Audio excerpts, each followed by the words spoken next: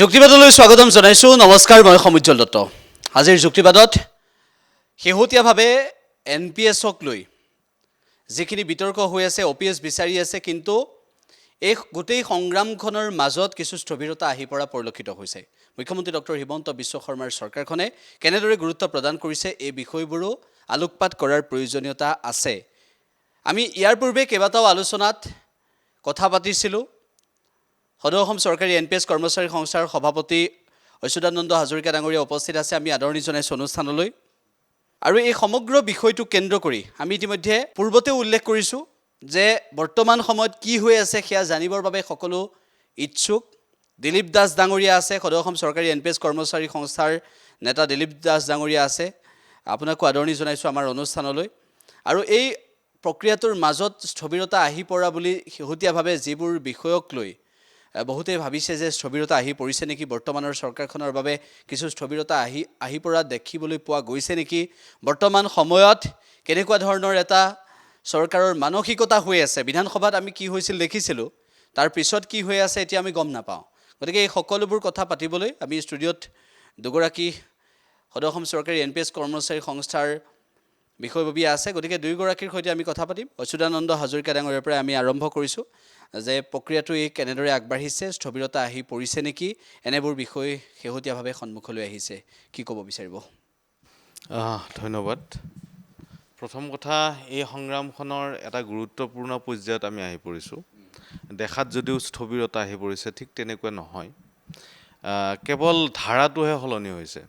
আমি যোৱা দীৰ্ঘদিন ধৰি যেতিয়া সংগ্ৰামত ব্ৰতী হৈ আছোঁ, আমি এটা কথা মৰ্মে মৰ্মে উপলব্ধি কৰিছোঁ যে যেতিয়ালৈকে ৰাজনৈতিক শক্তিসমূহক কৰ্মচাৰীসকল যে এটা ডাঙৰ শক্তি এইটো বুজাই দিব পৰা নাযায়, তেতিয়ালৈকে সমস্যা সমাধানৰ ক্ষেত্ৰত আগবাঢ়ি নাহে। সেইকাৰণে যোৱা দীঘলীয়া সময়ছোৱাত আমি বিভিন্ন স্তৰত আমি সলনি কৰিছোঁ আমাৰ আগবঢ়াৰ যিটো প্ৰক্ৰিয়া। আমি ৰাজপথত গৈছোঁ, সংগ্ৰাম কৰিছোঁ, তাৰপিছত আকৌ টেবুললৈকে গৈছোঁ, আলোচনা কৰিছোঁ। কিন্তু মূলত বিষয় হৈছে যে আপোচবিহীন যিটো আমাৰ স্থিতি, যে OPS আমাক লাগিবই, সকলো শিক্ষক কৰ্মচাৰীৰ ক্ষেত্ৰত পুৰণি পেঞ্চন ব্যৱস্থা পুনৰ প্ৰৱৰ্তন কৰিবই লাগিব, এই কথাটোৰ দ্বিতীয় কোনো এটা চিন্তা আমি আনা নাই আৰু অনাগত সময়লৈকেও নানিম। কেৱল তাৰ ধাৰাটো সলনি হৈছে। প্ৰথম আমাৰ চেষ্টা আছিলে যে অসমত প্ৰায়ভাগ শিক্ষক কৰ্মচাৰীৰ ক্ষেত্ৰত শিক্ষক কৰ্মচাৰীয়ে NPS বিষয়টোক জনা নাছিলে, OPSৰ কেনেকুৱাকৈ সুবিধা আছিলে সেইটো জনা নাছিলে। সেইটো এতিয়া ক'ব লাগিলে যে অসমৰ প্ৰান্তে প্ৰান্তে থকা প্ৰতিজন ব্যক্তিয়ে, অকল কৰ্মচাৰী শিক্ষকে নহয়, ৰাজনৈতিক শক্তিসমূহে, সাংবাদিকসকল, বুদ্ধিজীৱীসকল সকলোৱে NPSৰ আৰু OPSৰ বিষয়ত ভালকৈ জানিছে। দ্বিতীয় কথাটো হৈছে যে লাহে লাহে সলনিৰ এটা প্ৰক্ৰিয়া আৰম্ভ হৈছে, যিটো হয়তো আমাৰ কাৰণে এক ইতিবাচক। সেইকাৰণে কিছু ক্ষেত্ৰত সময়ো দিব লাগিব। আমি নিজে 15 বছৰ 16 বছৰ শুই আছিলোঁ আৰু যোৱা এই কেইবছৰমানত হোৱা, প্ৰকৃতপক্ষে আমাৰ 2019ৰ পৰাহে সংগ্ৰামখন আৰম্ভ হোৱা বুলি ক'ব পাৰি, যদিও আমি 2017ৰ পৰা সংগঠিত হৈ আছিলোঁ। 2019ৰ শেষৰ ফালে আৰু 2020ৰ পৰা যিটো সংগ্ৰামৰ লাহে লাহে সলনি হোৱা দেখা গ'ল। গতিকে আমি বিভিন্ন পক্ষক আমি সময়ো দিছোঁ, যাতে তেওঁলোকে ক'ব নোৱাৰে যে আমি কৰ্মচাৰীবিলাকে বাৰে বাৰে তেওঁলোকক অস্বস্তিত পেলাই আছোঁ। আচলতে অস্বস্তিত পেলাই আমি এই সংগ্ৰামখন জয়ী হ'ব পাৰিম বুলি ভবা নাই। সেইকাৰণে সকলোৰে সমিল মিলত এই সংগ্ৰামখন জয়ী হ'ব পাৰিম বুলি ভাবিছোঁ। আৰু তাৰে ৰূপ হিচাপে আমি যিটো কৰি আছোঁ, এই কৰি থকাৰ কাৰণে আন এটা বিষয়ত আমি অকণমান স্থবিৰতা আমি দেখুৱাইছিলোঁ। এইকাৰণে যে যোৱা এবছৰ 1.5 বছৰ ধৰি বিভিন্ন প্ৰতিষ্ঠিত কৰ্মচাৰী সংস্থাসমূহে, শিক্ষক কিছুমানে নিজস্বভাৱে এই সংগ্ৰামখনক আগুৱাই নিয়াৰ কাৰণে তেওঁলোকে ঘোষণা কৰিছিলে। আমি সেইকাৰণে চাব বিচাৰিছিলোঁ যে তেওঁলোকে কি হিচাপত আগবাঢ়ি যায়। কিন্তু এতিয়ালৈকে যিহেতু পৰিলক্ষিত হোৱা নাই, আমাৰ কাৰ্যসূচী একেই আছে আৰু আমাৰ সংগ্ৰামৰ ধাৰা অলপমান সলনি হৈছে। কিন্তু এতিয়া ভাবিছোঁ যে এই সংগ্ৰামখনক অধিক ত্বৰান্বিত কৰি আমি ৰাজনৈতিক ক্ষেত্ৰখনত যিটো আমি এটা যুঁজ দিয়াৰ নিচিনা হৈছে, আমি নিজে ৰাজনীতিত নাথাকিও আমি ৰাজনৈতিক যে শক্তি হয়, কৰ্মচাৰীসকল যে এটা ডাঙৰ শক্তি, ৰাজনৈতিক ক্ষেত্ৰত যে ওলট পালট কৰি দিব পাৰে, এই বিষয়বস্তুটো আমি যোৱা সময়ছোৱাত আমি উপলব্ধি কৰাইছোঁ, যিসকলে জানিব লাগে। গতিকে মই ভাবোঁ অনাগত সময়ত আমাৰ এই সংগ্ৰামখন তীব্ৰতৰ হ'ব, কিন্তু তীব্ৰতৰ কৰাৰ যিটো প্ৰক্ৰিয়া হ'ব, সেই প্ৰক্ৰিয়াটো বেলেগ বেলেগ সময়ত বেলেগ বেলেগ ধাৰা হ'ব আৰু সেইকাৰণে মই কওঁ যে যদিও দেখাত স্থবিৰতা হোৱা যেন লাগিছে কিন্তু স্থবিৰতা হোৱা নাই অহা আমি আগষ্ট মাহত এক অধিৱেশন পাতি আছোঁ এই অধিৱেশনত এই গোটেইখিনি পুংখানুপুংখ আমি আলোচনা কৰিম আৰু ইতিমধ্যে আমি বিভিন্ন প্ৰক্ৰিয়াৰ যোগেদি বিভিন্ন কাৰ্যসূচীৰ যোগেদি চৰকাৰৰ ওচৰ চাপিব চেষ্টা কৰিছিলোঁ ওচৰ চাপিছোঁ আৰু তেওঁলোকক আকৌ সৈমান কৰাব চেষ্টা কৰিছোঁ যে কৰ্মচাৰীসকলক OPS নিদিলে ৰাজনৈতিক ক্ষেত্ৰখনত ৰাজনৈতিক দলসমূহক ৰাজনৈতিক শক্তিসমূহক কিন্তু বৰ বিপাঙত পেলোৱাৰ এটা অৱকাশ আছে দিলীপ দাস ডাঙৰীয়া ইতিমধ্যে অচ্যুতানন্দ হাজৰিকা ডাঙৰীয়াই সংগ্ৰামখনৰ ভৱিষ্যতটো কেনেকুৱা হ'ব আৰু কেনেদৰে চিন্তা চৰ্চা কৰা হৈছে সেইখিনি কথা অৱগত কৰিছে এতিয়া বিষয়টো হৈছে এনেকুৱা ধৰণৰ যে বৰ্তমান সময়ত আটাইতকৈ লক্ষণীয় বিষয় হৈছে যে ৰাজ্যৰ মুখ্যমন্ত্ৰীগৰাকীয়ে কিমান দূৰ গুৰুত্ব দিছে এই বিষয়টো ৰাজ্য চৰকাৰৰ সৈতে আপোনালোকৰ আলোচনা হৈছিল তাৰ পিছত সেই আলোচনাৰ পৰৱৰ্তী সময়ত আকৌ তেনেকুৱা ধৰণৰ কিবা গম পাইছে নেকি NPSৰ বিৰোধিতা আপোনালোকে কৰি আছে OPSৰ বাবে সংগ্ৰামখন কৰি আছে কিন্তু তাৰ মাজতেই তেখেতসকলে নতুন নতুন কিছু মন্তব্য আগবঢ়ায় আমি শুনি আছোঁ সেই মন্তব্যখিনি আমি শুনিছোঁ আৰু বিধানসভাটো কি হৈছিল আমি দেখিছোঁ চৰকাৰখনৰ পৰা যিবোৰ সঁহাৰি পাইছে সেয়া কেনেকুৱা লাগিছে ধন্যবাদ কথা হ'ল কি গোটেই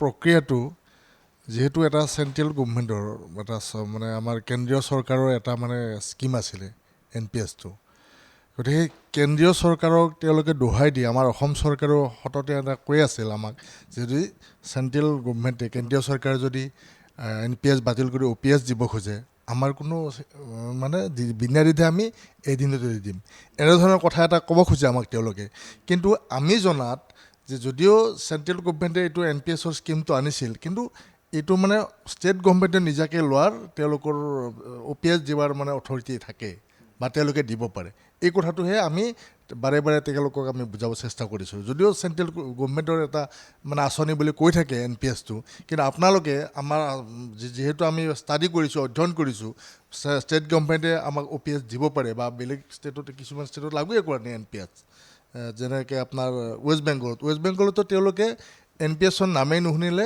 NPSৰ কোনো কাৰণে প্ৰৱেশ কৰিব নিদিলে এতিয়াও OPS চলি আছে গতিকে সেই কথাটোৱে আমি বাৰে বাৰে আমাৰ মুখ্যমন্ত্ৰী ডাঙৰীয়াক আমি ক'বলৈ চেষ্টা কৰিছোঁ চৰকাৰক ক'বলৈ চেষ্টা কৰিছোঁ আৰু শেহতীয়াভাৱে আমি যদিও ইয়াৰ আগতে আমি বিভিন্ন ৰাজনৈতিক দলৰ লগত জড়িত হ'ব মানে বুজাবলৈ চেষ্টা কৰিছিলোঁ তেওঁলোকে আমাক সঁহাৰি জনাইছে কিন্তু শেহতীয়াভাৱে আমি মন কৰিছোঁ যে আমাক শাসকীয় দলেও যেন অকণমান গুৰুত্ব দিছে এই কথাটো আমি অনুভৱ কৰিছোঁ কাৰণ সেইদিনা আমাক মাননীয় মুখ্যমন্ত্ৰী মহোদয়ে আমাক মাতিছে আলোচনা কৰিছে আমাৰ লগত খুব কম সময় আলোচনা কৰিছে কম সময় আলোচনা কৰিলে আমাৰ দাবীসমূহ আমি যিখিনি ক'বলগীয়া আছিল সেই ক'বলগীয়াখিনি আমি তেওঁলোক কৈছোঁ আৰু তেওঁ ভালকৈ শুনিছে আৰু তেওঁ আমাক আমাৰ সভাপতি মহোদয়ে কৈছে 9 তাৰিখৰ যিখন অধিৱেশন আমাৰ পাতিম বুলি মনস্থ কৰিছোঁ এই অধিৱেশনত তেওঁ আহিম বুলি আমাক কথা দিছে গতিকে সেইকাৰণে আমি আশাবাদী আমি যি দীৰ্ঘদিন ধৰি আমি আমাৰ OPSৰ দাবীত আমি যি সংগ্ৰাম কৰিছিলোঁ এই সংগ্ৰামত আমাৰ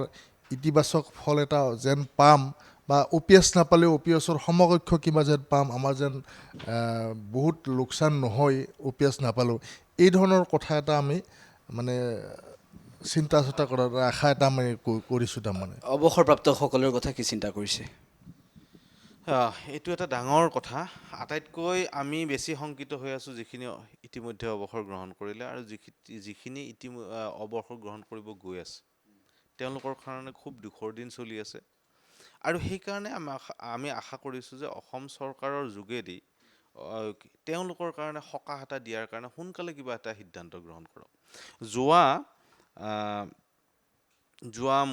যিমান দূৰ মোৰ মনত পৰে ডিচেম্বৰ জানুৱাৰী মাহত মাননীয় মুখ্যমন্ত্ৰী মহোদয়ে ঘোষণা কৰিছিলে যে 2005 চনৰ আগতে 2005 চনৰ আগতে যিবিলাক নিয়োগ প্ৰক্ৰিয়া আৰম্ভ হৈছিলে আৰু পৰৱৰ্তী সময়ত 2005 আৰু 2005ৰ পিছৰ পৰ্যায়ত কৰ্মচাৰীসকল আচলতে নিয়োগ হৈছিলে তেওঁলোকৰ ক্ষেত্ৰত OPS পুনৰ ব্যৱস্থা কৰিব বুলি কৰিছিলে এইটো আমি খুবেই আশা কৰিছিলোঁ যে সোনকালে হওক আৰু সেইকাৰণে আমি কিছু ক্ষেত্ৰত আমি মনে মনে থকাৰ নিচিনা হৈছিলে যিমানে পায় সিমানে ভাল কাৰণ যিসকল ব্যক্তি 2005ৰ কথা কৈ আছে আৰু যিসকল শিক্ষক বেছিভাগে শিক্ষক 2013ত OBB টিচাৰ আছে, মনোহৰণ কমিটি টিচাৰ আছে, আপোনাৰ 2018ত 2017ত এনেকুৱা বিভিন্ন প্ৰভিঞ্চিয়েলাইজৰ টিচাৰবিলাক আছে।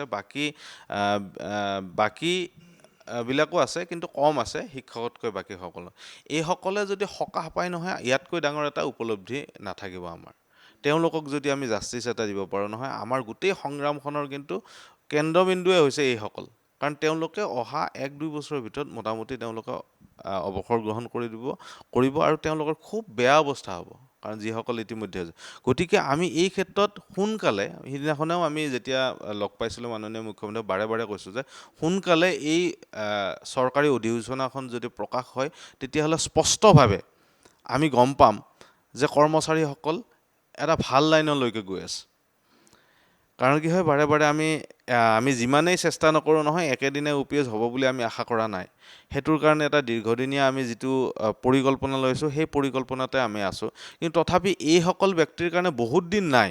2013ত তেওঁলোকে প্ৰভিঞ্চিয়েলাইজ হৈছিলে, 8 বছৰ, 10 বছৰ, 12 বছৰ তেওঁলোকে চাকৰি কৰি অৱসৰ গ্ৰহণ কৰিবলগা হ'ল। এইকাৰণে যে তেওঁলোকৰ মেণ্ডেট এটা আছিলে যে 10 বছৰ নহ'লে প্ৰভিঞ্চিয়েলাইজ নহয়। অৰ্থাৎ 2013ত প্ৰভিঞ্চিয়েলাইজ হোৱাবিলাকৰ চাকৰিকাল চৰকাৰীভাৱে 2003ত তেওঁলোকৰ আৰম্ভ হৈছে বা তাতকৈ আগতে আৰম্ভ হৈছে। গতিকে তেওঁলোক যদি ইয়াতে পাই যায় সুবিধা এটা, আৰু সেইকাৰণে সিদিনাখনে মাননীয় মুখ্যমন্ত্ৰী মহোদয়ক স্পষ্টভাৱে কৈ আছোঁ, আৰু তেওঁ এইটো এগ্ৰী কৰিছে যে সোনকালে অধিসূচনাখন জাৰি হওক আৰু জাৰি হ'ব, আৰু সেইখনৰ পিছতে বাকী কামখিনি। আৰু দ্বিতীয় কথাটো হৈছে যে অৱসৰ গ্ৰহণ কৰাসকলৰ কি হ'ব? যদিহে এই প্ৰক্ৰিয়াৰ মাজত সোমাই যায়, যিসকল ব্যক্তি অৱসৰ গ্ৰহণ কৰিছে প্ৰক্ৰিয়াৰ মাজত সোমাই যায়, তেওঁলোকক ক'ব লগা নাই, তেওঁলোক OPS পাব। কিন্তু যিসকলে নাপায়, সেইখিনি জনাৰ কাৰণে অধিসূচনাখন আৰু কাৰ ক্ষেত্ৰত কাৰ্যকৰীকৰণীয় হ'ব সেইটো আমি জানিব লাগিব। তাৰপিছতহে আমি তাৰে এটা সিদ্ধান্ত গ্ৰহণ কৰিব পাৰিম, আৰু তেওঁলোকৰ হৈও আমি মাত মাতিব পাৰিম। এনেকুৱা নহয় যে কাৰোবাৰ হৈ আমি ইতিমধ্যে আপোনালোকে দেখিছে যে এইটোৱে সংস্থা, কৰ্মচাৰী সংস্থা, যিয়ে অৱসৰ পোৱাসকল বা অৱসৰলৈকেহে চিন্তা কৰে। কাম কৰি থকা সময়ত দৰমহা বা বিভিন্ন ধৰণৰ কথা লৈ আজিলৈকে মাত মাতা নাই, যদিও মাত মতাৰ অৱকাশ আছে। কিন্তু আমি সাধাৰণতে অৱসৰী জীৱনৰ সুৰক্ষাৰ স্বাৰ্থতে মাতিছোঁ। গতিকে যিসকলে ইতিমধ্যে অৱসৰ গ্ৰহণ কৰিছে তেওঁলোকৰ হৈও ইমান দিনে মাত মাতি আছোঁ। গ্ৰেচুইটিৰ কাৰণে বাৰে বাৰে আমি সংগ্ৰাম কৰি আছিলোঁ। গ্ৰেচুইটি ওলোৱাৰ পিছতো বহুতে এতিয়াও পোৱা নাই। বিভিন্ন কি কয়, চৰকাৰী মেৰ পেছৰ মাজত সোমাই থাকি এতিয়াও পোৱা নাই। গতিকে তেওঁলোকৰ কাৰণে আমি লাগি আছোঁ। আৰু আপোনাক মই এইটো কথাও কৈ থৈ দিওঁ যে আমি অহা মাহৰ পৰা আমি এটা সুবিধা আমি এই কি কয়, সদৌ অসম চৰকাৰী NPS কৰ্মচাৰী আৰম্ভ কৰিব খুজিছে। যিসকল ব্যক্তি অৱসৰ গ্ৰহণ কৰিব বা অৱসৰ গ্ৰহণ কৰিছে, তেওঁলোকৰ যদি অৱসৰী পেঞ্চন পেপাৰ্ছৰ যদি অসুবিধা হৈছে তেওঁলোকে প্ৰিপেয়াৰ কৰাত, তেওঁলোকে যদি পেঞ্চন পেপাৰ তেওঁলোকে ছাবমিট কৰিব পৰা নাই, তেওঁলোকৰ কিবা ডকুমেণ্ট ফল্ট আছে, সেইবিলাক চোৱাৰ কাৰণে আমি এটা সেৱাৰ ব্যৱস্থা কৰিছোঁ। আৰু এই সেৱাৰ ব্যৱস্থাৰ যোগেদি আমি প্ৰত্যক্ষভাৱে প্ৰত্যেকজন ব্যক্তিকে আমি সহায় কৰিব খুজিছোঁ। তাৰ উপৰিও যিসকল খুব কম কৰ্মচাৰীয়ে জানে যে অৱসৰ পোৱাৰ পিছতো চৰকাৰী যিটো মেডিকেল ৰিম্বাৰ্চমেণ্ট ছিষ্টেম নহয়, সেইটো এপ্লিকেবল হয়। অৱসৰ পোৱাৰ পিছতো তেওঁলোকে চৰকাৰী ধন পায়, তেওঁলোকে মেডিকেলত থাকিলে, যিটো আমাৰ মেডিকেল এটেণ্ডেঞ্চ ৰুল বুলি কয়, সেই ৰুল যোগেদি পায়। সেইটোৰ ক্ষেত্ৰতো আমি তেওঁলোকক সহায় কৰিব খুজিছোঁ। যদিহে তেওঁলোকক সহায় কৰিব পৰা যায়, আমাৰ ভাল লাগিব, আৰু তেওঁলোকেও কিছু ক্ষেত্ৰত সহায় হ'ব। এনেকুৱা নহয় যে আমি তেওঁলোকক পাহৰি গৈছোঁ, পাহৰি যোৱাৰ কথাই নাই। কাৰণ আমি অৱসৰী জীৱনৰ সুৰক্ষাৰ কাৰণে এই সংগ্ৰামটো, আৰু যিসকল অৱসৰ পাইছে নহয় তেওঁলোকক NPS হওক OPS হওক সকলোকে আমি সহায় কৰাৰ দায়িত্ব ল'ম এটাকৈ। এতিয়া এই মুহূৰ্তত এই দুটা ছাৰ্ভিচে আমি আৰম্ভ কৰিম। সেইটো হৈছে অৱসৰপ্ৰাপ্ত বা অৱসৰ পাবলগীয়াসকলৰ পেঞ্চন পেপাৰ্ছ আমি ৰেডি কৰি দিয়া, আৰু দ্বিতীয় কথা হৈছে মেডিকেল ৰিম্বাৰ্চমেণ্ট যিটো ছিষ্টেম আছে চৰকাৰী, সেই ছিষ্টেমত তেওঁলোকক সুবিধা প্ৰদান কৰা। ঠিক আছে। গতিকে আপোনালোকৰ সদৌ অসম চৰকাৰী NPS কৰ্মচাৰী সংস্থা গঠন হৈছিল। বহুকেইটা সংগঠনৰ প্ৰতিনিধি তাত আছে, যিসকলে সদৌ অসম চৰকাৰী NPS কৰ্মচাৰী সংস্থাৰ তেওঁলোকো দায়িত্বত আছে। বহুকেইটা সংগঠন আছে, আৰু তেওঁলোক সকলো সেই সময়ত কেনেদৰে মাত মাতিছিল আমি জানো। এই মুহূৰ্তত, আজিৰ তাৰিখত 2025 চনত তেওঁলোকৰ স্থিতিটো কেনেকুৱা? ধন্যবাদ সমুজ্জ্বল ডাঙৰীয়া। কথা হ'ল কি, আমাৰ অসমৰ প্ৰতিটো ডিপাৰ্টমেণ্টতে একোটা অৰ্গেনাইজেশ্যন আছে, কৰ্মচাৰী সংগঠন আছে। সকলোৰে দাবী সুকীয়া সুকীয়া, আৰু সকলোৰ দাবীবিলাক বহুত দাবী। চব কৰ্মচাৰীৰ কিবা নহয় কিবা অসুবিধা প্ৰব্লেম থাকে। কিন্তু আমি যেতিয়া 2005 চনৰ পৰা যিটো আমাৰ NPSৰ আওতাত সোমালোঁ আমাৰ কৰ্মচাৰীসকলে। আমিও কিন্তু বহুদিন এই কথাটোত আমাৰ কি অসুবিধা হ'ব এই কিন্তু আমি চিহ্নিত কৰিব পৰা নাছিলোঁ বা ভবা নাছিলোঁ। চৰকাৰে কিবা এটা আঁচনি লৈছে কৰ্মচাৰীৰ কাৰণে ভালেই হ'ব বুলি ভাবিছিলোঁ। কিন্তু যেতিয়া আমি লাহে লাহে বিষয়টোৰ সোমাই পৰিলোঁ আৰু 2-এজন আমাৰ কৰ্মচাৰী ৰিটায়াৰমেণ্টত গ'ল, অৱসৰ পালে, আমি বাস্তৱ প্ৰতিচ্ছবি দেখিলোঁ। আমাৰ দেখোন NPSৰ কথাবিলাক এনেকুৱা দেখোন, গতিকে এনেকুৱাটো নহ'ব। আমি প্ৰথমতে চেষ্টা কৰিছিলোঁ আমাৰ যিবিলাক আমাৰ অৰ্গেনাইজেশ্যন আছে, সন্থা আছে, কৰ্মচাৰীৰ পক্ষত আছে, তেওঁলোকক আমি অৱগত কৰিছিলোঁ কথাবিলাক। আমি এজন কৰ্মচাৰী হিচাপে বা আমাৰ পেৰেণ্ট যিটো অৰ্গেনাইজেশ্যন আছে, মই যিটো চাকৰি কৰোঁ, সেই চাকৰিৰ যিটো সংগঠন আছে, সেইটো জৰিয়তে চেষ্টা কৰিছিলোঁ। কিন্তু তেওঁলোকে দিওঁতে মানে OPS লাগে বুলি কয় তেওঁলোকে, কিন্তু 100টা দাবীৰ ভিতৰত OPSটো থাকে। এইটো আমাৰ সমস্যা হৈ গ'ল। নহয়, আমাৰ OPSটোৰ প্ৰাপ্তিৰ দাবী আমি এটাই ল'ব লাগিব আৰু সেইটোত আমি কনচেনট্ৰেট কৰি এটা আমি সংগঠন জন্ম দিব লাগিব। সেই যেতিয়া আমাৰ মানুহখিনিৰ দুখ দুৰ্গত বুজিলোঁ, অৱসৰী মানুহখিনিৰ, আমাৰ সতীৰ্থখিনিৰ, যে নাই এইটোতো বৰ ভীষণ এটা কথা হৈছে, বিৰাট কষ্টকৰ হ'ব আমাৰ জীৱনটো অৱসৰৰ পিছত। গতিকে নহয়, আমাৰ অকল OPS প্ৰাপ্তিৰ কাৰণে আমি এটা সংগঠন জন্ম দিব লাগিব আৰু যিটো একমাত্ৰ দাবী হ'ব আমাৰ NPS বাতিল কৰি OPS প্ৰতিষ্ঠা কৰা। গতিকে আমি কোনো সংগঠনক আমি জগৰে কৰিব খোজা নাই, সকলোৰে এই দাবীটো আছে, নোহোৱা নহয়। কিন্তু দাবীটো যেন ক'ৰবাত লুকাই থাকে। মানে কথাটো এনেকুৱা হয় যে এটা অৰ্গেনাইজেশ্যনে 100টা দাবী দিছে, 100টা দাবীৰ ভিতৰত বাকীকেইটা 10টা দাবী পূৰণ কৰিছে, OPSটো কৰা নাই, OPSটো হোৱা নাই আমাৰ। বাকীবিলাক কিবা কিবি হৈ আছে, দাবী পূৰণ হৈ আছে, কিন্তু মেইন আমাৰ যিটো সমস্যা কৰ্মচাৰীৰ পদৰ OPS প্ৰাপ্তিৰ যিটো দাবী, সেই দাবী কিন্তু হোৱা নাই এতিয়ালৈকে। গতিকে সেইকাৰণে আমি চিন্তা চৰ্চা কৰিলোঁ, আমাৰ 2005 চনৰ যিখিনি কৰ্মচাৰী আমি চাকৰিত মকৰল হ'লোঁ, সেইখিনি আমি অকল এটা দাবী লৈ আমি এটা সংগঠন কৰিব লাগিব। আৰু কোনো সংগঠনে আমাৰ চেলেঞ্জত এই সংগঠন জন্ম হোৱা নাই আৰু চবৰে সকলোৱে আমাৰ লগত সহযোগিতা আগবঢ়াই আহিছে, নবঢ়াও নকওঁ। কিন্তু এই দাবীটোৰ প্ৰতি কনচেনট্ৰেট কৰাৰ কাৰণে আমি সদৌ অসম চৰকাৰী NPS কৰ্মচাৰী সন্থা জন্ম দিব লগা হ'ল। গতিকে এতিয়ালৈকে আমি যিখিনি সঁহাৰি পাইছোঁ, সকলো কৰ্মচাৰীৰে সঁহাৰি পাইছোঁ। যিখিনি মানে OPSৰ কৰ্মচাৰী, তেওঁলোকেও আমাক সহায় সহযোগ কৰে, আমাক সমৰ্থন আগবঢ়াই আছে। তথাপি তাৰে মাজতো 2-এজন থাকিব, সেইটো বেলেগ কথা বাৰু। কিন্তু কথা কি, আমি আশাবাদী আমাৰ সকলো কৰ্মচাৰী লগ হৈ আমি নিশ্চয় OPSৰ যিটো আমাৰ সংগ্ৰাম, OPS প্ৰাপ্তিৰ সংগ্ৰাম, নিশ্চয় আমি এদিন হ'লেও আমি সফল হ'মেই। অচ্যুতানন্দ হাজৰিকা ডাঙৰীয়া, যি বাকীকেইটা সংগঠন আছে, সেই সংগঠনসমূহৰ কথা ইতিমধ্যে উল্লেখ কৰিছে। বৰ্তমান তেখেতসকলে কি ক'ব বিচাৰে এই যাত্ৰাটোক লৈ, আপোনালোকৰ সংগ্ৰামখনক লৈ, খৰতকীয়া কৰা বা এনেকুৱা ধৰণৰ বিষয়বোৰৰ ক্ষেত্ৰত তেওঁলোকৰ সৈতে কিবা আলোচনা হৈছে নেকি? আমাৰ সঁচা কথা ক'বলৈ গ'লে 100টাতকৈ বেছি সংগঠনৰ নেতৃত্বৰ চিধা সমৰ্থন আছে। আৰু তাৰ মাজতে এইটোও ক'ব লাগিব যে কেইটামান সংস্থা এতিয়াও টোপনিতে লালকাল, আৰু কেইটামান সংস্থাই আগবাঢ়িছে যদিও তেওঁলোকৰ আজিৰ স্থিতিটো ধৰিব পৰা অৱস্থাত নাই। বিভিন্ন ক্ষেত্ৰত যেতিয়া আমি আন্দোলন মানে সংগ্ৰামৰ কিছুমান কাৰ্যসূচী গ্ৰহণ কৰোঁ, তেতিয়া লগে লগে তেওঁলোকেও আৰম্ভ কৰে, তেওঁলোকেও কিছুমান বক্তব্য দিয়ে যে আমি এনেকৈ কৰিম, আমি সেনেকৈ কৰিম, কিন্তু কাৰ্যক্ষেত্ৰত দেখা নাপাওঁ, যিটোৰ কাৰণে আমি যোৱা 6 মাহ আচলতে পিছুৱাই গৈছোঁ। তেওঁলোককো আশা কৰিছিলোঁ।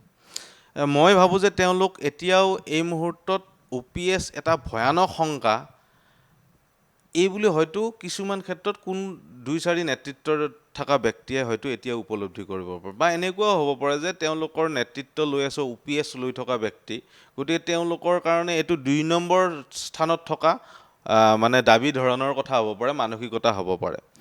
কিন্তু এটা কথা ক'ব লাগিব যে সকলো সংস্থাৰ মুখ্য দাবী কিন্তু OPS, মুখ্য দাবী OPS। কেৱল মুখ্যটো কেতিয়াবা তলত যায়, কেতিয়াবা ওপৰত যায়, কেতিয়াবা হাইড হৈ যায়, এনেকুৱা ধৰণৰ কথা, যিটোৰ কাৰণে আমাৰ অলপমান অস্বস্তিত লাগিছে, অসুবিধা লাগিছে। কিন্তু কালিলৈকে যেতিয়া সংগ্ৰাম হ'ব, তেওঁলোকেও হয়তো আহিব। কিন্তু 100% এৰি দিব পৰাৰ কাৰণে কোনো এটা সংস্থা নাই এই মুহূৰ্তত। আমি ইমান দিনে আশা কৰিছিলোঁ যে আমি বহুত কষ্ট কৰিলোঁ, এতিয়া যিহেতু আমাৰ মানে পিতৃসম কিছুমান সংস্থা আছে, ডাঙৰ ডাঙৰ সংস্থা আছে, তেওঁলোকে যদি এই সংগ্ৰামৰ যদি তেওঁলোকে বাট মানে ধৰে, তেওঁলোকে কাণ্ডাৰী হিচাপত আগবাঢ়ি আহে তেতিয়াহ'লে আমাৰ কিছু কষ্ট কম হ'ব কিন্তু দেখা নাপালোঁ তেওঁলোকৰ সেই আগ্ৰহটো সেই স্থিতিটো যদিও তেওঁলোকেও কিন্তু সংগ্ৰাম কৰি আছে নকৰা নহয় কেৱল হয়তো তেওঁলোক এতিয়াও হেজিটেট বা এনেকুৱাও হ'ব পাৰে যে এইখন চৰকাৰৰ লগত তেওঁলোকে যুদ্ধ কৰিব খোজা নাই তেওঁলোকে এইখন চৰকাৰৰ লগত মিলিজুলি থাকি পেলাই তেওঁলোকৰো 2-4 দাবী যদি তাৰতে ওলাই আহে OPS বুলি কওঁতে ওলাই আহে OPSৰ সংগ্ৰাম বুলি ক'লে যদি ওলাই আহে এনেকুৱা ধৰণৰ হ'ব পাৰে সেইটো এটা তেওঁলোকৰ হয়তো টেকনিক হ'ব পাৰে কিন্তু সেইটো হ'লেও আমাৰ আপত্তি নাই কিন্তু আপত্তি এইটোৱে যে OPSৰ সংগ্ৰামসমূহ এককভাৱে চলিব লাগিব আৰু এইখন সংগ্ৰাম এলা-পেচা সংগ্ৰাম নহয় মই আপোনাৰ যোগেদি ৰাইজকো কওঁ যে আমাৰ কৰ্মচাৰীসকলকো যে এই OPS পুনৰ প্ৰতিষ্ঠাৰ সংগ্ৰাম এলা-পেচা সংগ্ৰাম নহয় কিছুমানে ভাবি আছে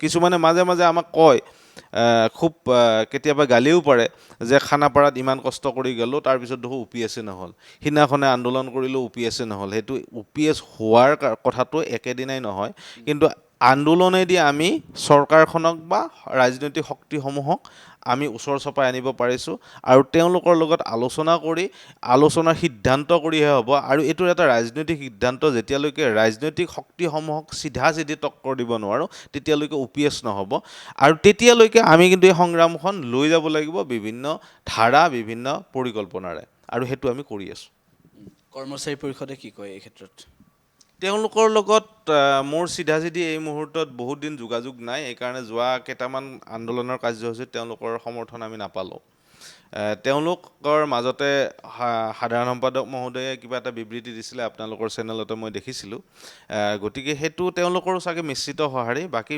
ব্যক্তিগতভাৱে তেওঁলোকৰ লগত যোগাযোগ এই মুহূৰ্তত হোৱা নাই এইকাৰণে যে আমাৰ সংগ্ৰামখন মানে ইউনিকভাৱে আমি চলাই আছোঁ আৰু তেওঁলোকৰ সময়ত চাগে সঁহাৰি আহিব তেওঁলোকে চাগে আমাৰ সমৰ্থন কৰিব কিন্তু আগতেও কৈছিলে যে তেওঁলোকৰ আমাৰ এই কাৰ্যসূচীসমূহত কোনো দ্বিমত নাই কিন্তু কথাটো হৈছে কি আমাক দ্বিমত একমতৰ কথা নাহে আমাক চিধা-চিধি সমৰ্থন লাগে কৰ্মচাৰী হিচাপে সংস্থা হিচাপে তেওঁলোকৰ দায়িত্ব আছে সকলোৱে কৰ্মচাৰী পৰিষদ বুলিয়ে হওক বা বেলেগ বেলেগ সংস্থাই হওক চিধা-চিধি এই সংগ্ৰামখনত আগুৱাই আহিব লাগিব তাক বাহিৰে গত্যন্ত নাই যেতিয়ালৈকে আমি ভাগ হৈ থাকিম নহয় এই সংগ্ৰামখনৰ অন্তটো বহুত দূৰত থাকিব কথাটো তেনেকুৱা কথাটো উলিয়াইছে এটা কথা স্পষ্টকৈ কোৱাটো ভাল আচলতে আমি প্ৰথমতে কৰ্মচাৰী পৰিষদৰ ওপৰতে আমি ভৰসা কৰিছিলোঁ যিহেতু তেওঁলোকে আমাৰ সকলো কৰ্মচাৰীকে প্ৰতিনিধিত্ব কৰে বা আমাৰ অভাৱ অভিযোগসমূহ চৰকাৰৰ ওচৰত লৈ যায় প্ৰথমতে আমি তেওঁলোকে হেৰি কৰিছোঁ কিন্তু পিছত আমি দেখা পালোঁ যে এইটোত নিশ্চয় মানে কিবা এটা কেৰুণ সোমাই আছে কাৰণ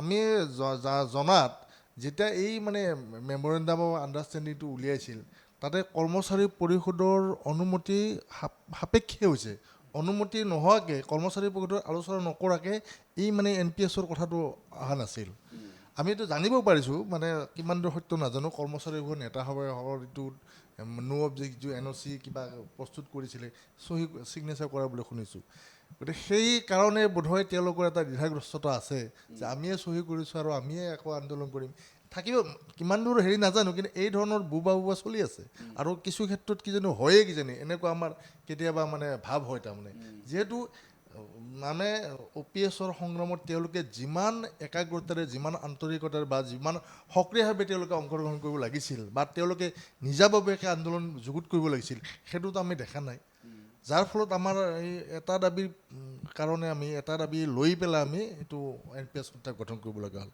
গতিকে এতিয়া এটা কথা কিছুমান সোমাই থাকে এইটো আমাৰ গতিকে এইখিনি এতিয়াও আমি এই মঞ্চৰ পৰা আহ্বান জনাম কৰ্মচাৰী পৰিষদক যে আপোনালোকে এই OPSৰ প্ৰাপ্তিৰ সংগ্ৰামখনত জোৰদাৰ প্ৰচেষ্টাৰে আমাক আমিও আপোনালোকক সহায় কৰিম আপোনালোকেও আহক আমাৰ লগত যাতে আমি OPS প্ৰাপ্তিৰ সংগ্ৰামত আমি সফল হ'ব পাৰোঁ এখন সংগ্ৰাম হওক এই বিষয়টো 2005 চনৰ আগৰ আৰু 2005 চনৰ পাছৰ সেই 2005 চনৰ সীমাৰেখাডালক লৈ যিটো সময়ত সকলোৰে মাজত অসন্তুষ্টি পিছৰ সকলৰ মাজত যিটো অসন্তুষ্টি দেখিবলৈ পোৱা গৈছিল শেহতীয়াভাৱে এই ক্ষেত্ৰত কিবা কিবি নতুন সালসলনি হোৱা দেখিছেনে বা এই ক্ষেত্ৰত কিবা হৈছে নেকি বৰ অসুবিধা যেতিয়া কিবা এটা বাৰ্তা আহে নহয় তাৰ এনেকুৱাকৈ বিভ্ৰাট কিছুমান ওলায় আৰু কিছুমানে উলিয়াই দিয়ে আমাৰ বৰ অসুবিধা হয় বুজাওঁতে মানুহবিলাকক কি হয় আমাৰ সংস্থাটোৰ এটা মানে খুব ইউনিক কেৰেক্টাৰ আছে যে আমাৰ সভাপতিয়ে হওক বিষয়ববীয়াই হওক বিভিন্ন পৰ্যায়ত জিলা আৰু কেন্দ্ৰীয় পৰ্যায়ত ৰাজ্যিক পৰ্যায়ত থকাসকলক আমাৰ সদস্যসকলে চিধা চিধি ফোন কৰি সোধে আৰু তেওঁলোকক আমি উত্তৰ দিওঁ এই 2005-ৰ কথাটো একদম চিধা আৰু চিম্পুল। কেন্দ্ৰীয় চৰকাৰে যিখন অধিসূচনা জাৰি কৰিছে তাক অসমত ইমপ্লিমেণ্ট হ'ব, আৰু তাতে যিখিনি কথা কৈছে সেইখিনি কিমানখিনি চেঞ্জ কৰে সেইটোৰ ওপৰত নিৰ্ভৰ কৰিব আমাৰ কৰ্মচাৰী কিমানখিনি সুবিধা পায়। আমাৰ কিন্তু স্পষ্ট আৰু চিধা কথা, সেইদিনাখনে মাননীয় মুখ্যমন্ত্ৰী মহোদয়কো কৈছোঁ যে স্পষ্ট আৰু চিধা কথা যে 2005-ৰ ফেব্ৰুৱাৰী 1 তাৰিখৰ আগতে যিমানখিনি ৰিক্ৰুটমেণ্ট প্ৰচেছ হৈছিলে আৰু 2005-ৰ 1 ফেব্ৰুৱাৰীৰ পিছত যিবিলাক ৰিক্ৰুটমেণ্ট হৈ গৈছে সম্পন্ন হৈছে তেওঁলোকক দিব লাগে, তাৰে কোনো বিভাজন নাই। এতিয়া কথাটো হৈছে আমাৰ সেইদিনাখনে ফাইনেন্স মিনিষ্টাৰে ফাইনেন্স ডিপাৰ্টমেণ্টে যেতিয়া ইয়াৰ এছেছমেণ্ট কৰাৰ কাৰণে আচলতে কিমান ব্যক্তিয়ে কিমান ইনকামেণ্টে এই সুবিধা পাব এছেছমেণ্ট কৰাৰ কাৰণে এক পত্ৰ প্ৰেৰণ কৰিছিলে, আৰু তাতে কিছুমান কাৰ্যালয়ে 2013 বেটছৰ শিক্ষক কৰ্মচাৰীক পৰা তথ্য সংগ্ৰহ কৰাৰ পৰা বিৰত আছিলে যে আপোনালোক নহয়। তেতিয়া আমি ফাইনেন্স ছেক্ৰেটাৰীক লগ কৰিলোঁ যে আপোনালোকে কিয় বন্ধ কৰিছে যে 2013-ৰ প্ৰভিঞ্চিয়েলাইজ হোৱা শিক্ষক কৰ্মচাৰীসকলৰ পৰা আপোনালোকে সংগ্ৰহ নকৰে। তেতিয়া তেওঁ ফাইনেন্স ছেক্ৰেটাৰীয়ে আমাক স্পষ্টভাৱে ক'লে যে আমিতো বন্ধ কৰা নাই কাকো, আমি তেতিয়া লিখিতভাৱে দিলোঁ বোলে এনেকুৱাকৈ বন্ধ কৰা হৈছে, আপুনি সোনকালে ব্যৱস্থা কৰক, আৰু তাৰপিছতে সংগ্ৰহ কৰিছে। আৰু এইটো কথাও কৈ থওঁ যে যিসকলে তথ্য দিছে তাৰমানে এইটো নহয় যে তথ্য দিলে তেওঁলোকে পাব আৰু যিসকলে তথ্য দিয়া নাই তেওঁলোকে নাপাব, তেনেকুৱা কথা নহয়। তেওঁলোকে এছেছমেণ্টহে কৰিছে কিমান ব্যক্তিয়ে OPS প্ৰাপ্তিৰ কাৰণে আছে। 2005-ৰ আগতে ৰিক্ৰুটমেণ্ট প্ৰচেছ আৰম্ভ হৈছিল, 2005-ত তেওঁলোকৰ ৰিক্ৰুটমেণ্ট প্ৰচেছ কমপ্লিট হৈছিল। যিসকলে পাব লাগে পাবই। এইটোক লৈ আমি ক'ৰবাত শুনিছোঁ যে 2-এজন ব্যক্তিয়ে বিভিন্ন ঠাইত বিভিন্ন ধৰণে কথা প্ৰকাশ কৰিছে আৰু বিভিন্ন মানে দুৰ্ভাৱনা আনি দিছে বহুতৰ কাৰণে, আৰু বহুত কিবা কিবি হৈছে সময়ত। বাৰু আমি এইবিলাক তথ্য আমাৰ হাতত আহি পৰা তথ্যখিনি আমাৰ কমপ্লিট হোৱা নাই, সেইকাৰণে আপোনালোকক জনাম বাৰু ৰাইজক। কিন্তু মই আপোনালোকৰ যোগেদি আমাৰ এই কৰ্মচাৰীসকলক মই অনুৰোধ জনাওঁ, এই ক্ষেত্ৰত পেনিক নহ'ব আপোনালোকে। যিয়ে পাব লগা আছে, যাৰ নিয়মমতে হ'ব নহয় সকলোৱে পাব, তাৰ কাৰণে আমি দায়ী। আমি তেওঁলোকক চৰকাৰক আমি দাবী জনাব পাৰিম, আমি চৰকাৰক দেখুৱাই দিব পাৰিম, আৰু আমি মাননীয় বিত্ত বিভাগৰ সচিব মহোদয়ক বাৰে বাৰে কৈছোঁ যে এইখন ইমপ্লিমেণ্ট কৰাৰ আগতে কিন্তু আমাক এবাৰ দেখুৱাব OAMখন। এবাৰ OAMখন ওলাই বা নটিফিকেশ্যনখন ওলাই যোৱাৰ পিছত কাৰেকশ্যন বৰ কষ্টকৰ, তাৰ আগতে যদি আমি কৈ দিওঁ যে এনেকুৱা হ'ব নালাগে তেতিয়াহ'লে আৰু বেছি সুবিধা হয়। তেওঁ কি কৰে নাজানো, কিন্তু আমাৰ দায়িত্বটো পালন কৰিছে, আৰু মই ভাবোঁ যে এই ক্ষেত্ৰত যিখিনি পাবলা। এতিয়া কথাটো হৈছে কি 2005-ত যিখিনি ৰিক্ৰুটমেণ্ট প্ৰচেছ হৈছিল তেওঁলোকে নাপাব নেকি? এই মুহূৰ্তত পোৱাৰ যেতিয়ালৈকে OPS নহয় তেতিয়ালৈকে পোৱাৰ কোনো অৱকাশ নাই, আৰু এই সংগ্ৰামখন চলাই নিব লাগিব। আপোনালোকক মই অনুৰোধ জনাইছোঁ, আপোনালোকৰ কাৰণে কিছু সময় আছে, কিন্তু 2005-ৰ আগতে যিবিলাকৰ ৰিক্ৰুটমেণ্ট প্ৰচেছ আৰম্ভ হৈছিলে 2005-ত ৰিক্ৰুটমেণ্ট, তেওঁলোকৰ কিন্তু বৰ বেছি সময় নাই। গতিকে তেওঁলোকক যদি সুবিধা OPS-ৰ আওতাত আনি দিব পাৰোঁ নহয়, আপোনাৰ আৰু আমাৰ কিছু মানে পুণ্য হ'ব, আৰু তেওঁলোকৰ এই ব্যক্তিসকলো কিন্তু সুৰক্ষিত হ'ব। গতিকে আমি আন্দোলন কৰিবৰ কাৰণে সময় আছে, আৰু এটা কথা নিশ্চিত যে OPS দিবই লাগিব আজি। এটা সময়ত OPS বোলা বস্তুটো কোনোবা দিনা যে হ'ব নহয় কল্পনাৰ অতীত আছিলে। NPS যে কোনোবা দিনা গুচি পেলাই UPS হ'ব কল্পনাৰ অতীত আছিলে। লাহে লাহে পৰিৱেশ সলনি হৈছে, লাহে লাহে আমিও কিছু শিকিছোঁ, লাহে লাহে ৰাজনৈতিক মহলেও কিছু শংকিত হৈছে যে কৰ্মচাৰীসকল এনেই অহা নাই, এই সংগ্ৰামখন এনেই কৰা নাই। ৰাষ্ট্ৰীয় পৰ্যায়ত আৰু ৰাজ্যিক পৰ্যায়ত যিটো অভ্যুত্থান হৈছে, এইখন সংগ্ৰাম নহয়, এই অভ্যুত্থানে কিন্তু তলৰ পৰা ওপৰলৈকে এই ৰাজনৈতিক শক্তিসমূহক কিন্তু জোকাৰি দিছে। গতিকে আপোনালোকে OPS পাব, কেৱল কিন্তু সেই সময়লৈকে সংগ্ৰামখন আমি চলাই নিব লাগিব। কোনো এজন ব্যক্তিয়ে যাতে OPS নোপোৱাকৈ মানে অৱসৰ গ্ৰহণ কৰিব লগা নহয়, সেইটোৰ কাৰণে আমি নিজেই কৰিব লাগিব। দ্বিতীয় কথা, UPS আহি আছে। UPS-তো যদি OPS-ৰ গোটেইখিনি সুবিধা পায় তেতিয়াও আমাৰ ক'ব লগা একো নাই। কেৱল কথাটো হৈছে কি এই UPS ব্যৱস্থাটোৱেদি কৰ্মচাৰীসকলকেই নহয় গোটেই ব্যৱস্থাটোক যাতে সুৰক্ষিত কৰে তাৰ কাৰণে চৰকাৰ দায়বদ্ধ হ'ব লাগিব। UPS-ক আপোনালোকে সমৰ্থন কৰিছে? নাই কৰা। UPS-ক সমৰ্থন কৰা নাই। আমাৰ সংগ্ৰাম চাওক, আমি NPS-ৰ বিপক্ষে, আৰু UPS-টো এ কম্পনেণ্ট অফ NPS। মানে এইটো নহয়, বহুত মানুহে ভাবিছে যে UPS আহিলে গতিকে NPS কৰ্মচাৰী সংস্থাৰ দৰকাৰ কি, এতিয়াতো গুচিয়ে গ'ল। আচলতে সেইটো নহয়। UPS বোলা ইউনিফাইড পেঞ্চন ছিষ্টেমটো এটা it's a part of national pension system, আৰু সেইটো মেণ্ডেটৰী নহয়, ভলেণ্টাৰী হয় কোনোবাই যদি ল'ব নিবিচাৰে কাৰণ কি হয় এতিয়াৰ যিটো ফৰ্মেটত আছে কোনো কথাই নাই যে আমি মানিব পাৰিম আমি সেইকাৰণে সিদিনাখনে মাননীয় মুখ্যমন্ত্ৰীক লগ ধৰি আমি এই কথাটো বুজাইছোঁ আৰু তেওঁ বুজি পাইছে আমাৰ 6টা কম্পনেণ্টৰ ভিতৰত তেওঁ 5টাই মানি লৈছে এটা কম্পনেণ্ট তেওঁ মানিব এই মুহূৰ্তত খোজা নাই তেওঁৰ অব্লিগেশ্যন আছে সেইটো হৈছে হা OPS-ৰ প্ৰসংগ UPS-ত OPS-ৰ সুবিধাখিনি দিয়াৰ আমি 6টা কম্পনেণ্ট দিছিলোঁ যে এই 6টা কম্পনেণ্ট যদি হয় নহয় তেতিয়া UPS আৰু OPS-ৰ মাজত ডিফাৰেঞ্চ খুব কম থাকিব 1% কম থাকিব কি ক'লে তেখেতে বাকী গোটেইকেইটাই মানি লৈছে বোলে এইকেইটা মই কৰিব পাৰিম আৰু মই কৰিম আৰু এটা বস্তুৱে তেওঁ অসুবিধা পাইছে যে যেহেতু 10% ঘূৰাই দিয়াৰ কাৰবাৰটো এই 10 আমাৰ মানে UPS-ত ওন কণ্ট্ৰিবিউশ্যন যিটো হ'ব নহয় সেইটো ঘূৰাই দিয়াৰ কোনো পদ্ধতি নাই তাৰ বিপক্ষে লামচাম এমাউণ্ট এটা দিয়াৰ কথা আছে আমি সেইটোতে ধৰি আছোঁ যে এইটোৱে দিব লাগিব এইটো যেতিয়ালৈকে নিদিয়ে নহয় UPS আমি স্বীকাৰ নকৰোঁ কিন্তু কথাটো হৈছে এই ব্যৱস্থাটোৰ পৰিৱৰ্তনৰ কাৰণে UPS-এ হওক NPS-এ হওক কিবাই হওক চৰকাৰ দায়বদ্ধ হ'ব লাগিব শ্বেয়াৰ মাৰ্কেটত নিৰ্ভৰশীল হ'ব নোৱাৰে শ্বেয়াৰ মাৰ্কেট যদি কৰেও নহয় চৰকাৰে বজাৰ কৰি থাকিব চৰকাৰে নিজৰ পইচা ইনভেষ্ট কৰিব শ্বেয়াৰ মাৰ্কেটত কৰে বজাৰত কৰে বেলেগত কৰে কৰি থাকিব দিব লাগিব কিন্তু চৰকাৰে সেইটো নিশ্চিত হ'লেহে আমি যিকোনো পেঞ্চনকে মানি ল'ব পাৰিম আৰু OPS যিদিনালৈকে নহয় কিন্তু সংগ্ৰামটো চলি থাকিব আৰু সেইকাৰণে মই আপোনালোকৰ যোগেদি কৰ্মচাৰীসকলক জনাওঁ যে আপোনালোকে নাভাবিব যে UPS পালে চববিলাক হ'ল বা UPS বেয়া UPS ভাল এনেকুৱা ধৰণৰ যিটো দ্বিধাগ্ৰস্ত আছে নহয় আমাৰ বিভিন্ন কাৰ্যসূচীত আপোনালোকে অংশগ্ৰহণ কৰিব আপোনালোকে গোটেইখিনি শুনিব অনাগত সময়ত আমি বিভিন্ন পৰ্যায়ত যাম মানে UPS-ৰ প্ৰসংগটোক লৈ UPS-ত OPS-ৰ সকলো অন্তৰ্ভুক্ত কৰিবলৈ যে আপোনালোকে কৈছে এইটোত মানি লোৱাৰ ক্ষেত্ৰত মুখ্যমন্ত্ৰী ডক্টৰ হিমন্ত বিশ্ব শৰ্মাই তেখেতৰ ক্ষেত্ৰত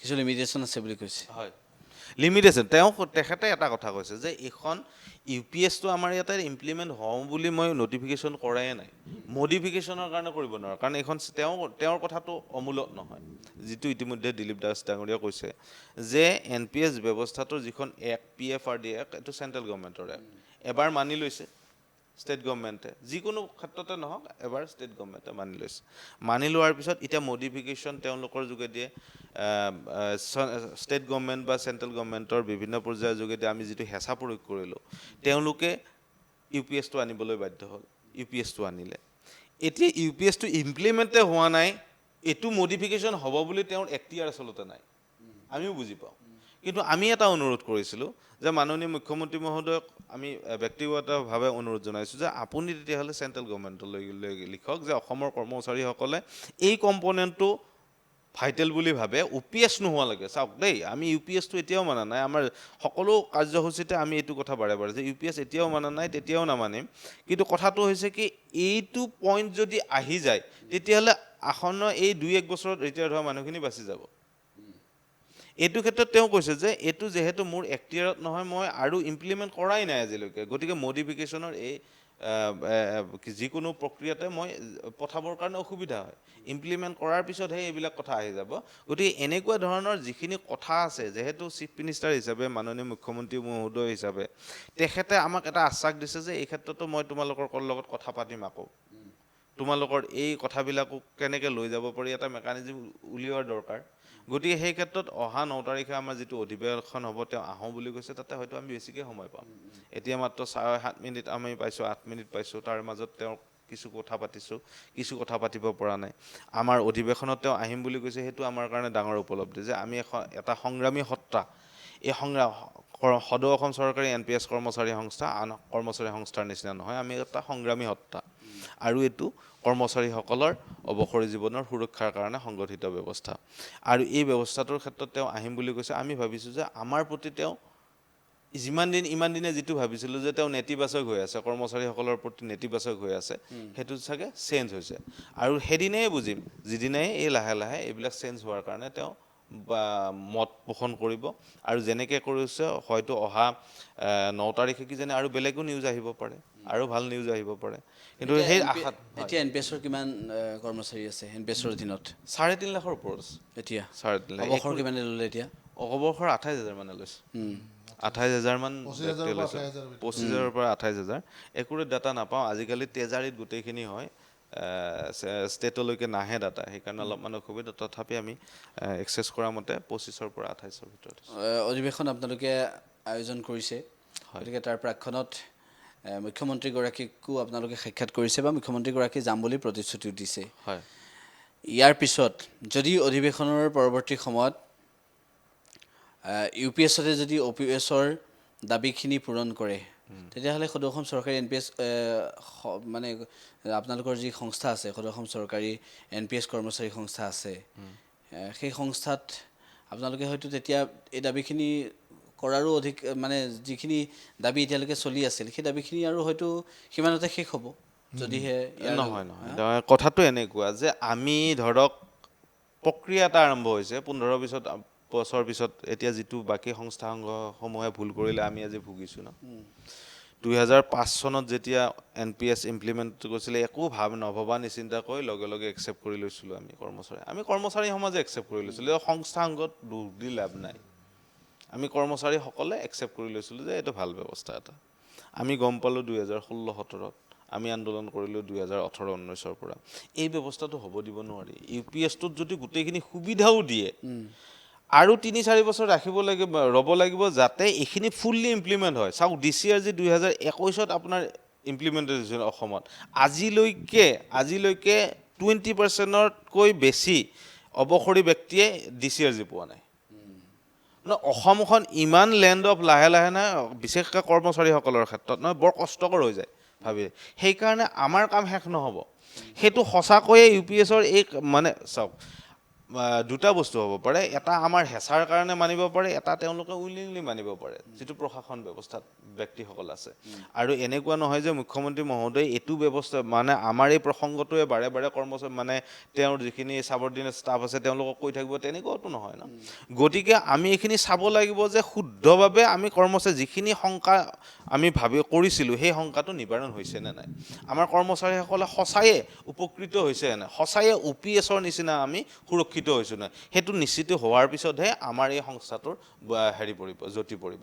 আৰু যদি কালিলৈকে এনেকুৱা হয় যে UPS দিছে তেতিয়া আমাৰ সংস্থাৰ প্ৰয়োজন নাই তেতিয়া আমি ঘৰা ঘৰি যাম কিন্তু UPS নিদি UPS দিলে UPSৰ সমান দিলেও আমি সেইটো পৰ্যালোচনা কৰিব লাগিব আমি চাব লাগিব তাৰ যাতে ফিউচাৰ কিবা এনেকুৱা ইম্পেক্ট নহয় যাতে আকৌ ঘূৰি পকি আকৌ আন্দোলনৰ কাৰণে পুনৰ সংগঠিত হ'ব লাগে দিলীপ দাস ডাঙৰীয়া এতিয়াও সেই পেঞ্চন তেওঁলোকে 500, 1000, 2000 হৈ আছে নে কেনেকুৱা ধৰণৰ এতিয়া পৰিস্থিতি হয় এনেকুৱাই হৈ আছে আমাৰ শেহতীয়াভাৱে মোৰ এজন অফিচাৰ তেওঁ ৰিটায়াৰ্ড হ'ল শেহতীয়াভাৱে তেওঁ বাইদেউজনী সুধিলোঁ তেওঁতো ধৰক 1,20,000 দৰমহা পাইছিলে তেওঁ মানে তেওঁক বাইদেউ সিদিনাখন মই সুধিলোঁ বাইদেউ এনেকৈ ৰিটায়াৰ্ড হ'ল আমিতো এইটো চলাই আছোঁ আমি আপোনাৰ ডাটাটো আমি ল'ম সাক্ষাৎকাৰ আপুনি কিমান পাই আছে পেঞ্চন কওকচোন তেওঁ 4,500 টকা পেঞ্চন পোৱা বুলি কৈছে 4,500 টকা গতিকে এই এনেকুৱাই হ'ব আমি যিখিনি ইমান দিনে পাই আছোঁ সেইটোৱে OPS হোৱাহেঁতেন তেওঁ তেখেতে সেই 60,000 তেনেকুৱা ধৰণৰ এটা প্ৰায় 50% তেনেকুৱা এটা পৰ্যায়ৰ দৰমহাৰ আৰু তাৰপিছত 4,500 টকা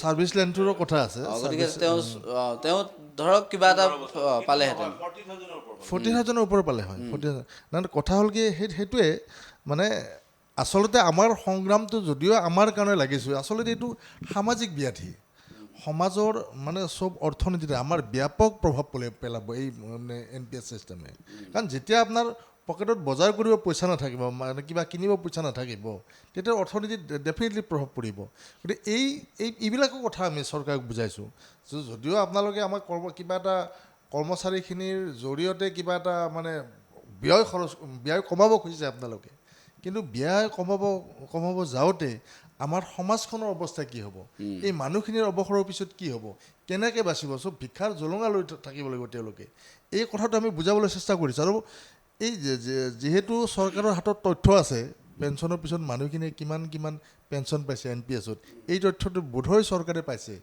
পোৱাৰ কাৰণে এই EPSৰ কথাটো আনিছে তেওঁলোকে এই তথ্য পোৱাৰ কাৰণে EPSৰ ব্যৱস্থাটো আনিছে এতিয়া আমাৰ কথা হ'ল কি আমাৰ উপায় নাই চৰকাৰে EPS দিব কৈছে আমি EPSটো এতিয়া মানে ল'বলৈ বাধ্য থাকিম বা আমাৰ কিন্তু অনিচ্ছা সত্ত্বেও আমি ল'ম আমি বাধ্য নহয় বাধ্য মানে আমি কৰ্মচাৰী হিচাপে বাধ্য কিন্তু আমাৰ মনটো বাধ্য নহয় আমাৰ সংগ্ৰামটো আমি চৰকাৰক আকৌ ক'ম সংগ্ৰাম মানে কি আমিতো চৰকাৰক আমিতো মানে শত্ৰুক জ্ঞান কৰি সংগ্ৰাম নকৰোঁ আমি চৰকাৰক বুজাবলৈ চেষ্টা কৰিম চৰকাৰ আমাৰ পিতৃস্বৰূপ গতিকে সন্তানে যেনেকৈ পিতৃক মানে কয় নাই দেউতা এইটো বস্তু দিছিলে আপুনি কিন্তু এইটো বস্তু ইমান ভাল নহয়, এইটো বস্তুহে মোক লাগিব, এই কথাটো আমি বুজাওঁতে হয়তো কেতিয়াবা চৰকাৰক আমি টানকৈ ক'ব লগা হ'ব পাৰে। সেইটোৱেতো সংগ্ৰাম। গতিকে আমাৰ এতিয়াও কওঁ চৰকাৰৰ লগত কোনো আমাৰ শত্ৰুতা নাই, আমাৰ অসুবিধাখিনি আপোনাসকলক বুজাইছোঁ, গতিকে আমাৰ অসুবিধাখিনি বুজক, বুজি পেলাই আমাক OPSৰ আওতাত নিয়ক, সেইটোৱে দাবী থাকিব। শেষত আৰু কি দাবী আপোনালোকৰ এই মুহূৰ্তত? আমি এতিয়া কিছু ক্ষেত্ৰত আমি সিদ্ধান্ত গ্ৰহণ কৰিছোঁ যে যোৱা সময়ছোৱাত আমি দীঘলীয়া সময়ছোৱাত আমি অৱসৰী সুৰক্ষাৰ স্বাৰ্থত যেতিয়া সংগ্ৰাম কৰিছোঁ, বিভিন্ন প্ৰসংগ এই মুহূৰ্তত প্ৰয়োজন হৈছে। বাকী কিছুমান সংস্থা, বাকী গুৰুত্বপূৰ্ণ কিছুমান কাম সংস্থাসমূহে মানে কি খুব দুৰ্বলতাৰে কৰ্মচাৰীসকলৰ প্ৰতি কাম কৰি আছে। এটা হৈছে কৰ্মস্থলীত সুৰক্ষা। আপোনালোকে বিভিন্ন স্থানত দেখিছে যে যোৱা ইলেকশ্যনত আমাৰ 2জন ব্যক্তি ঢুকাই থাকিলে, কাৰো মাত নাই। আমি কেৱল গৰিহণা দিছোঁ, আমি কেৱল শোক প্ৰকাশ কৰিছোঁ, সেইখিনিতে ক্ষান্ত। এজন আপোনাৰ ধুবুৰীত ৰয় বুলি, তেওঁ ইলেকশ্যনত যোৱাৰ সময়ত সঞ্জীৱ ৰয়, তেওঁ ঢুকাই থাকিলে। এজন আৰক্ষী জোৱান ঢুকাই থাকিলে। আৰু এনেকুৱাকৈ বিভিন্ন ধৰণৰ তাৰপিছত ধুবুৰীৰ এখন জেলত আপুনি দেখা পাইছে এজনী ছোৱালী কৰ্মচাৰীৰ ওপৰত কেনেকুৱা উৎপীড়ন হৈছে। গতিকে এনেকুৱা ধৰণৰ যিটো সুৰক্ষা, কৰ্মস্থলীত সুৰক্ষা, এই প্ৰসংগটো এতিয়া আমি গুৰুত্ব সহকাৰে লৈছোঁ। আৰু সেই ক্ষেত্ৰত আমি যোৱা মাননীয় মুখ্যমন্ত্ৰী মহোদয়ৰ লগত কথা পাতিছিলোঁ। সঞ্জীৱ ৰয়ক 10 লাখ টকা দিয়াৰ কথা তেওঁ ঘোষণা কৰিছে, আমাক আশ্বাস দিছে, ঘোষণা কৰা নাই। আমি ভাবিছোঁ যে এই বস্তুটো আমাৰ বহুত কৰ্মচাৰীয়ে উকমুকাই থাকে, ক'ব নোৱাৰে, আৰু কোৱাৰ কাৰণে কোনো এখন প্লেটফৰ্ম নাই। তেওঁলোকৰ শংকা, তেওঁলোকৰ অসুবিধা, আমি বিভিন্ন পৰ্যায়ৰ ব্যক্তিক দেখা পাইছোঁ যে তেওঁলোকে উকমুকাই থাকে। ৰাতি 12টাত ফোন কৰি হোৱাটছএপত মেছেজ দিয়ে যে কালি ৰাতিপুৱা 6টা বজাত এইটো বস্তু লৈ আহিব, যিটো অসম্ভৱ হয়, ক'ব নোৱাৰে। এনেকুৱা ধৰণৰ অসুবিধাবিলাকৰ কাৰণে ধৰক বিশেষকৈ আমাৰ যিখিনি মহিলা কৰ্মচাৰী আছে, সেই কৰ্মচাৰীসকলক সামাজিক কৰ্মস্থলীৰ সুৰক্ষা দিয়াটো আমাৰ এটা গুৰুত্বপূৰ্ণ হয়। কাৰণ এই কাৰণে যে 50% আমাৰ কৰ্মচাৰী এই মুহূৰ্তত মহিলা আছে। তেওঁলোক যদি নিজৰ কৰ্মস্থলীতে সুৰক্ষিত নহয়, তেওঁলোকে কাম কেনেকৈ কৰিব, চৰকাৰক কেনেকৈ চলাব লাগিব। গতিকে আমি এটা প্ৰচেষ্টা আৰম্ভ কৰিছোঁ ইতিমধ্যে যে যিসকল ব্যক্তিয়ে এনেকুৱা কৰ্মস্থলীত সুৰক্ষাৰ অভাৱ হয়, আপোনালোকে দেখিছে ছেক্ৰেটেৰিয়েটত এজন ব্যক্তিয়ে ছুইচাইড কৰিবলগীয়া হৈছিল, তাৰ কিন্তু কোনো ধৰণৰ শাস্তি নহ'ল। অসমৰ সচিবালয়ৰ নিচিনা ঠাইত এজন MLA আহি এজন কৰ্মচাৰীক কাণতলীয়া শ্বট দি গ'ল, তাৰ কিন্তু কোনো ধৰণৰ ব্যৱস্থা নহ'ল। ঠিক তেনেকুৱাকৈ আৰু বিভিন্ন ঘটনা আছে যিবিলাকত আমি মাত নামাতৰ কাৰণে লাহে লাহে বাঢ়ি গৈ আছে। আৰু এই অসন্তুষ্টি, এই অসুবিধা আৰু এই অসামাজিক যিখিনি কাৰবাৰ হৈ আছে, এইখিনিক প্ৰতিহত কৰি গোটেই কৰ্মচাৰীৰ ব্যৱস্থাটোক চৰকাৰী ব্যৱস্থাটোক উত্তৰণ কৰাৰ বাবে আমি এটা নতুনকৈ প্ৰাসংগিক এটা চিন্তা আৰম্ভ কৰিছোঁ। আমি কাম কিছুমান আৰম্ভ কৰিছোঁ, সেইখিনি হয়তো কম দিনৰ ভিতৰতে আমাৰ ৰাইজৰ মাজলৈকে উলিয়াই লৈ যাব পাৰিম। আন তেনেকুৱাকৈ বিভিন্ন সামূহিক স্বাৰ্থৰ ক্ষেত্ৰত সদৌ অসম চৰকাৰী NPS কৰ্মচাৰী সন্থাই মাত মাতিবলৈ আৰু সেইটো সমাধানৰ পথ প্ৰশস্ত কৰিবলৈ আমি এক পৰিকল্পনা আৰম্ভ কৰিছোঁ। অধিৱেশন আগষ্টত হ'ব, আগষ্টৰ 8-9 তাৰিখে হোৱাৰ কথা। এতিয়ালৈকে আমি অনানুষ্ঠানিকভাৱে আপোনাক ঘোষণা কৰিছোঁ, কিন্তু মুখ্যমন্ত্ৰী মহোদয়ে 9 তাৰিখে আহিম বুলি কৈছে। অধিৱেশনৰ ওচৰে পাজৰে আমি বিভিন্ন কাৰ্যসূচী ল'ম বুলি ভাবিছোঁ। ইয়াৰ লগতে অধিৱেশনৰ উপৰিও আমি তাতে অধিৱেশনখনতে বা তাৰে ওচৰে পাজৰে এটা সময়ত এখন আমি অসমৰ চাকৰিৰ যিবিলাক সেৱাবিধি আছে তাক ছিম্প্লিফাই কৰি অসমীয়া, বড়ো আৰু বঙালী আৰু ইংৰাজী এই 4টা ভাষাত আমি প্ৰকাশ কৰিম বুলি ভাবিছোঁ। আৰু সেইটো মুখ্যমন্ত্ৰী মহোদয়ে খুব ভাল পাইছে। সেইটো কৈ ভাল লাগিলে যে মুখ্যমন্ত্ৰী মহোদয়ে খুব এপ্ৰিচিয়েট কৰিছে যে তোমালোকে যি কাম কৰিছা খুব ভাল কাম কৰিছা, মই তোমালোকৰ লগত আছোঁ। আৰু সেইখন তেওঁ ইনগ্ৰেশ্যন কৰিব আহিম বুলি কৈছে, যেতিয়াই হওক। আৰু আমি অহা 9 তাৰিখে অসমীয়া আৰু ইংৰাজী ভাৰ্চনটো উলিয়াবৰ কাৰণে চেষ্টা কৰিম। আৰু এইটোৰ যোগেদি আশা কৰিম যে অসমৰ প্ৰান্তে প্ৰান্তে থকা কৰ্মচাৰী শিক্ষকসকলে বেছিক যিখিনি ছাৰ্ভিচ ৰুলছ, যিখিনি প্ৰচিডিউৰ্ছ তেওঁলোকে যাতে জানে। কাৰণ আমি দেখিছোঁ যে বেছিভাগে যদিও কৰ্মচাৰীসকল অতি শিক্ষিত নহয়, এই ছাৰ্ভিচ ৰুলৰ ক্ষেত্ৰত অতি নিৰক্ষৰ, একেবাৰে নাজানে। সেইকাৰণে পেঞ্চনৰ সময়ত যে বহুতে কমপ্লেইন কৰি থাকে, পেঞ্চন মই অৱসৰ পালোঁ, আজি 2 বছৰ ধৰি 3 বছৰ ধৰি মই পেঞ্চন পোৱা নাই। কাৰণটো হৈছে যে তেওঁৰ ছাৰ্ভিচ বুকখনত তেওঁৰ বোলে প্ৰচিডিউৰটোত বহুত কিবা খেলি মেলি আছে, যিখিনি আগতীয়াকৈ আমি ঠিক কৰি ল'ব লাগিব। গতিকে এইখিনি জনোৱাৰ কাৰণে এনেকুৱা ধৰণৰ আমি কিছুমান কাৰ্যসূচী লৈছোঁ। লগতে আমি BTC এৰিয়াত অহা আগষ্ট বা জুলাই মাহত বা ছেপ্টেম্বৰ মাহত এখন অভিৱৰ্তন পাতাৰ কথা ভাবিছোঁ। এইবিলাক কথাই তেওঁলোকক জনোৱাৰ কাৰণে আৰু বৰাক ভেলীটো তেনেকৈ কৰিব খুজিছোঁ, উজনি অসমতো কৰিব খুজিছোঁ, যাতে আমাৰ এই যিখিনি কাৰ্যসূচী আছে সংগ্ৰামেই হওক সেৱাই হওক এই গোটেইখিনি প্ৰত্যেকজন কৰ্মচাৰীৰ মাজত সোমাই পৰে আৰু আমাৰ উদ্দেশ্যবিলাক সফল হয়। আপোনালোক দুয়োগৰাকীকে ধন্যবাদ জ্ঞাপন কৰিছোঁ। আৰু সদৌ অসম চৰকাৰী NPS কৰ্মচাৰী সংস্থাই যিখিনি দাবী উত্থাপন কৰিছে সেই দাবীখিনি মুখ্যমন্ত্ৰীগৰাকীয়ে গুৰুত্ব সহকাৰে লৈছে আৰু ৰাজ্য চৰকাৰখনে এই ক্ষেত্ৰত গুৰুত্ব সহকাৰে আগন্তুক সময়ত ল'ব সেই আশা সকলোৱে কৰিছে। গতিকে কৰ্মচাৰীসকলৰ কথা চিন্তা কৰি OPSৰ দৰে সুবিধা সকলোকে দিয়ক সেই দাবীটো উত্থাপন কৰি আছে আৰু সেই দাবীটো সদায় থাকিব, সেই কথাও অৱগত কৰিছে। আজিৰ যুক্তিবাদৰ পৰা ইমানতে বিদায় লৈছোঁ। ধন্যবাদ।